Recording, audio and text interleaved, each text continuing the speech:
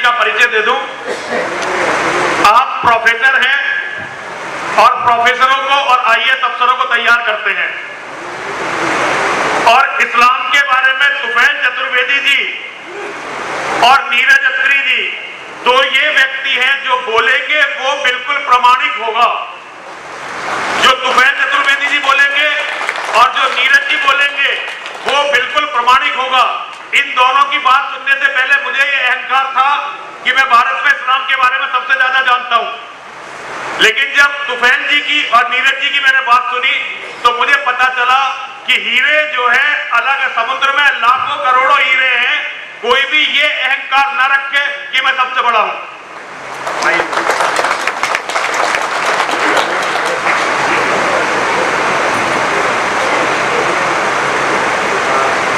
धन्यवाद ज्योति जी ये परिचय देने के लिए।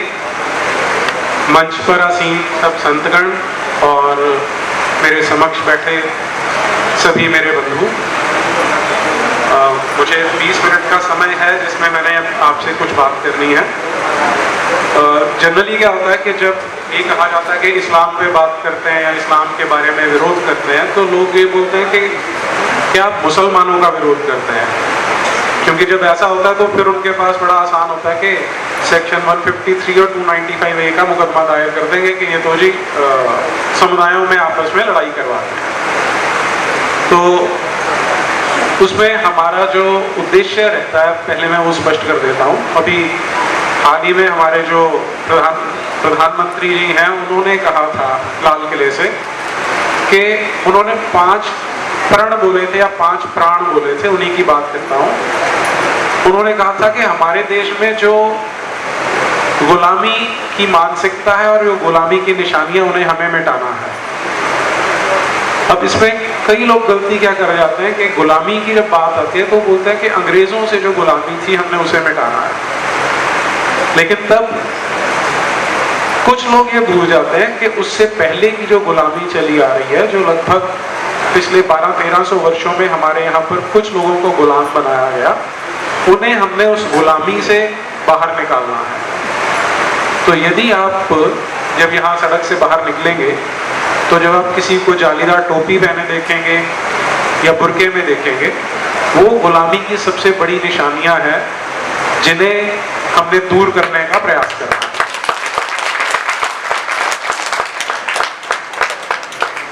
इसमें जब हम मुसलमान को देखते हैं तो कुछ लोग ये सोचते हैं कि इन्होंने हमारे साथ अन्याय किया था इसलिए हम इनसे घृणा करते हैं।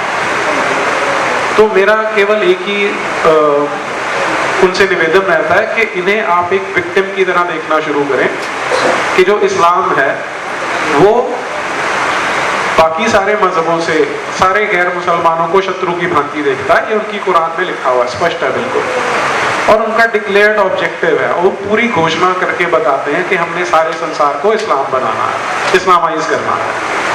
केवल हम ही है जो उनसे आंख मूंद लेते हैं। तो हमें वो शिकार बनाते हैं, लेकिन उससे पहले वो मुसलमानों को शिकार बनाते हैं, उन्हें पहले गुलाम बनाया जाता है।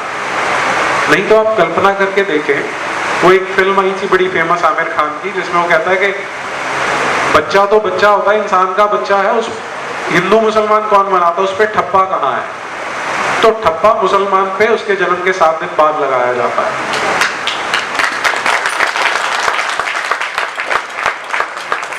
और फिर उसके बाद उसकी गुलामी का एक सफर शुरू होता है जिसमें उसे सिखाया जाता है कि वो गॉड है जो 1400 साल पहले जिसने किताब भेजी थी, किताब भेजने में 23 वर्ष लगे थे, 7वें आसमान पे बैठता है, उसे मानना है, और बाकी सारे जो गैर मुसलमान हैं वो तुम्हारे शत्रु हैं, उन्हें मारना है।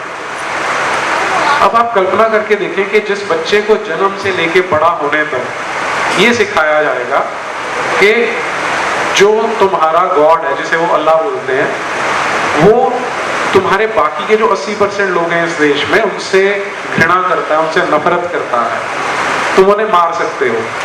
तो क्या वो बच्चा जब बड़ा होगा तो एक नॉर्मल इंसान बनेगा? वो इसकी संभावना बहुत कम होती है कि वो नॉर्मल इंसान होगा। वो अंदर नफरत लेके पैदा होता है, पैदा नहीं होता, नफरत लेके बड़ा होता है। और इसी का परिणाम है कि आज हम देखते हैं कि कभी जब रामनवमी का जुलूस जाता है उस पर पत्थर फेंके जाते हैं, कभी हनुमान जयंती पे जुलूस निकलता है तो वहां पत्थर फेंके जाते हैं। वो उनके अंदर की कुंठा है, उनके अंदर की जो बचपन से भरी हुई घृणा है वो वहां पर निकलती है। तो जब अभी तो भैया जी जब बात कर रहे थे कि प्रत्येक व्यक्ति का ये निश्चय होना चाहिए कि वो कम से कम 2 लोगों की घर वापसी करवाए, तो हम अपने समाज को, अपने धर्म को, अपने इस देश को बचा सकते हैं। ना केवल हम बचते हैं बल्कि हम उन्हें भी उस नफरती संसार से बचा के सनातन धर्म में लेके आते हैं।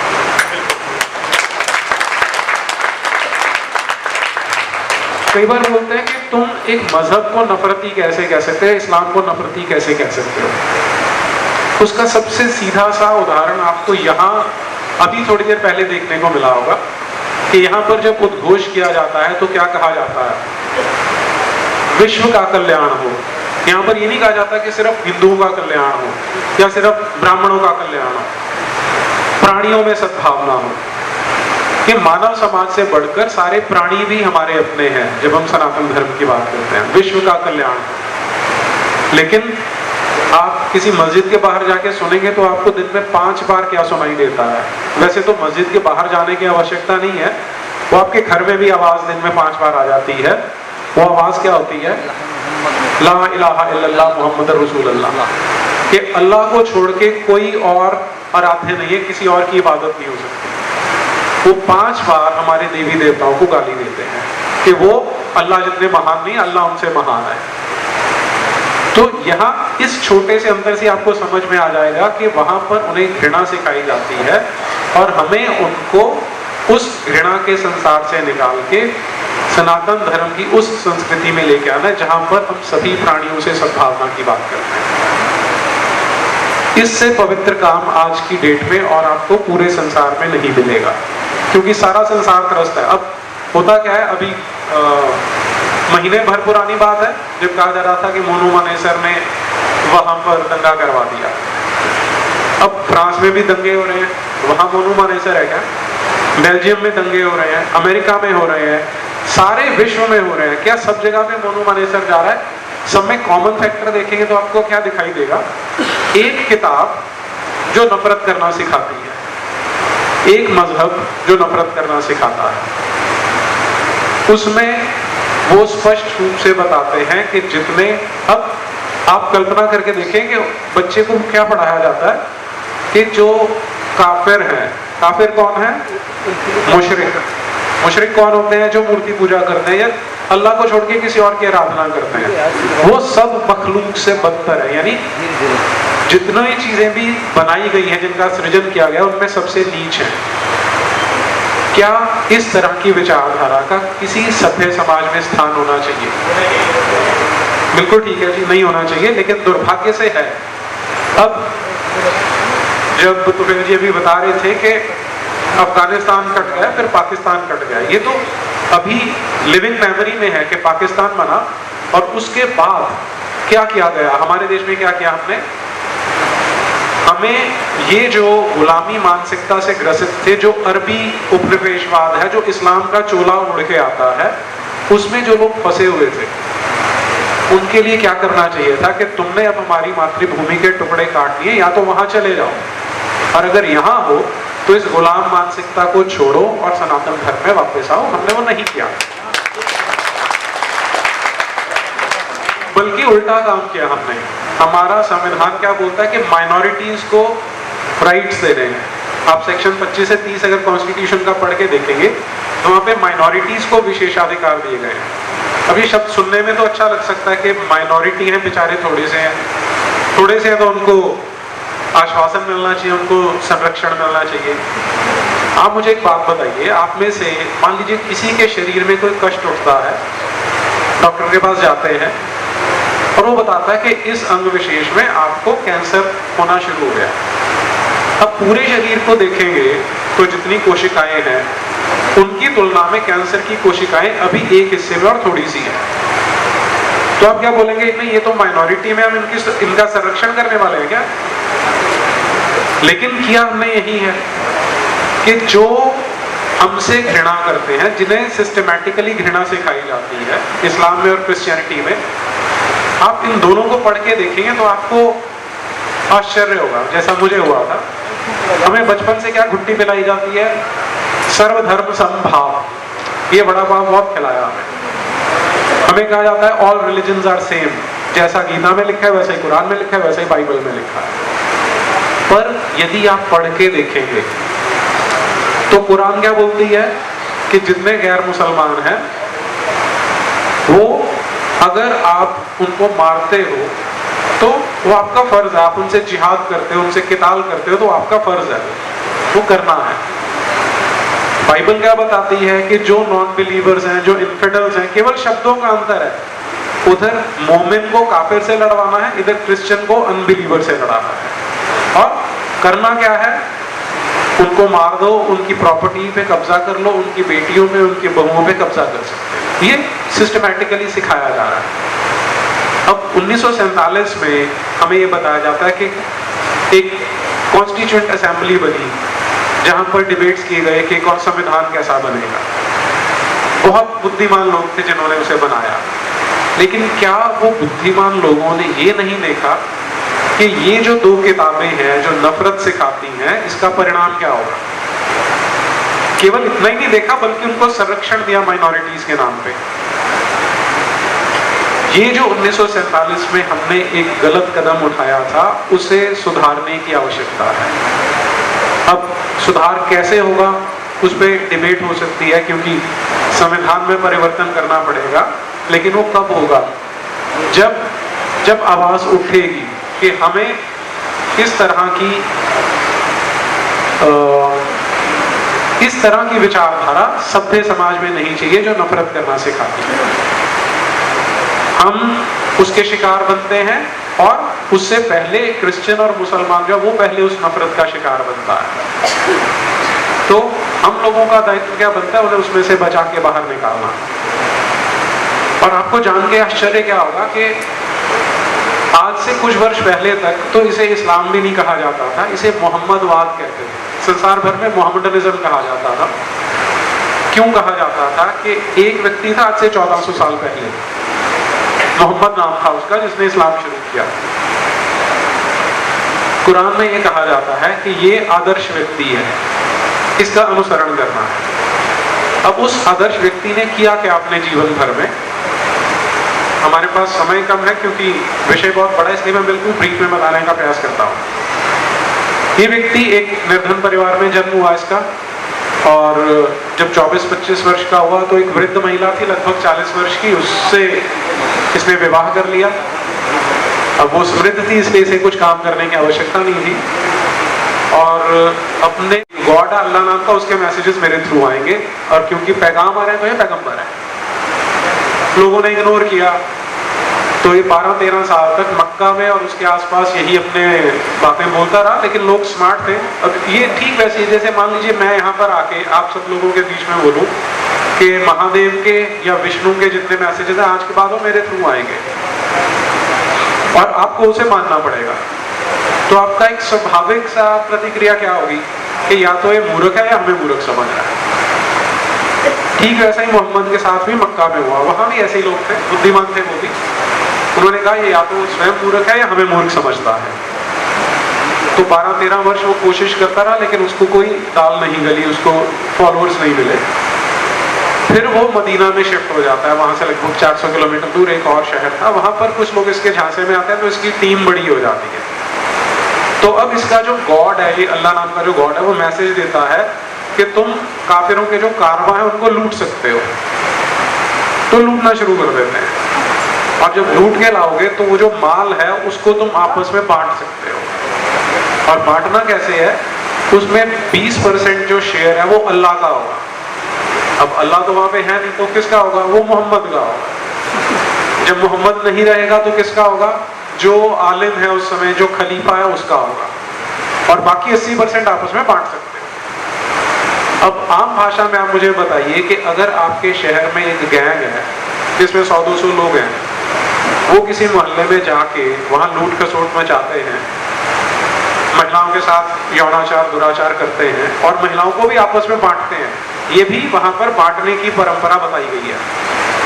तो आप उन्हें क्या बोलेंगे, गुंडे बदमाश बोलेंगे?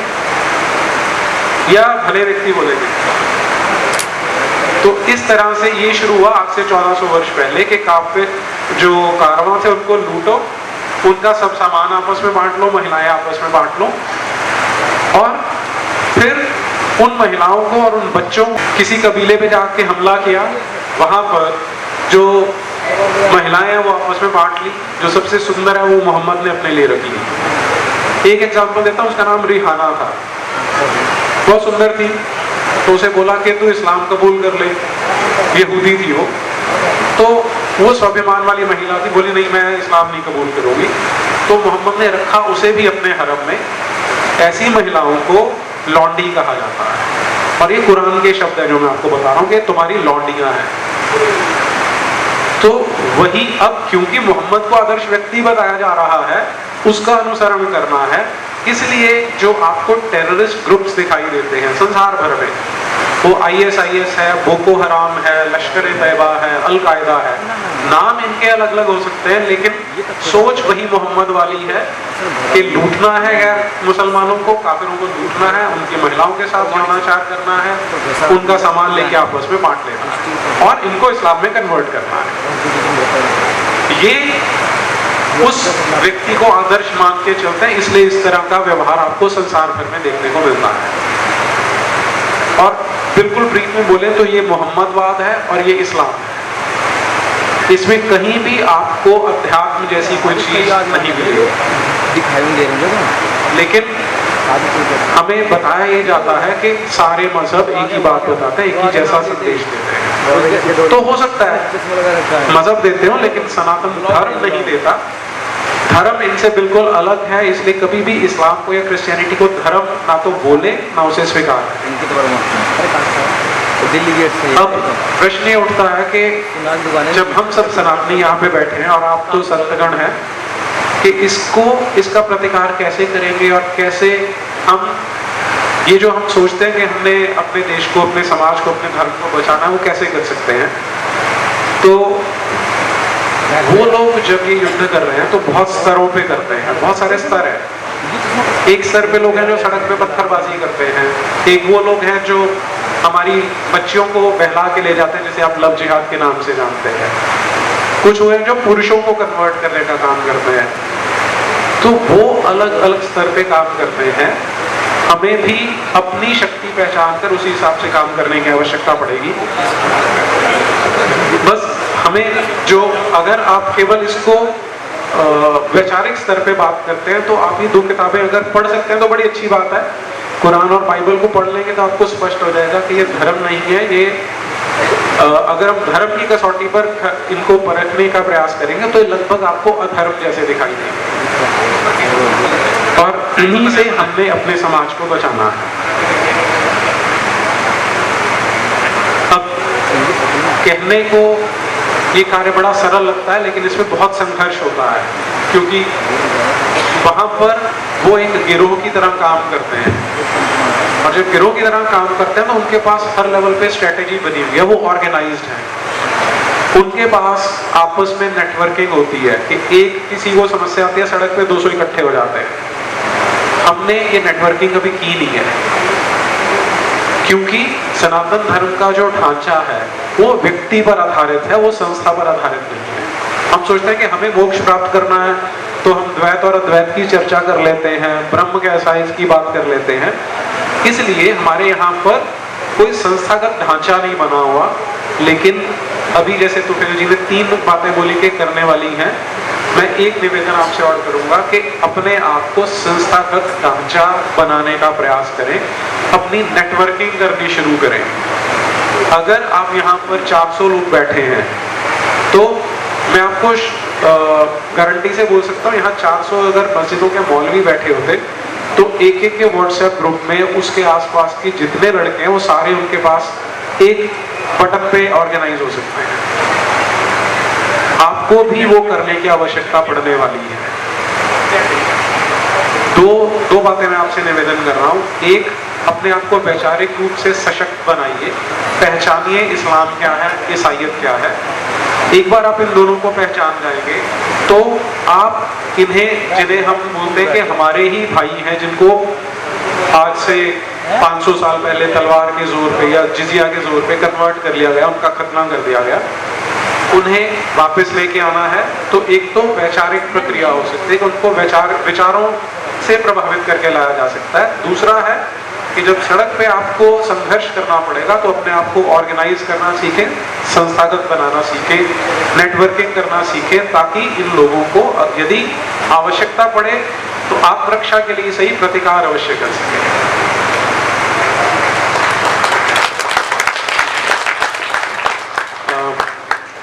लोगों ने मुझे ध्यान से सुना, उसके लिए आपका बहुत बहुत आभार। मैं अपनी वाणी को यही विराम देता हूँ। धन्यवाद।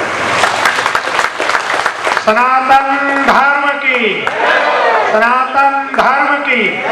देखिए वास्तव में ये गोष्ठी है।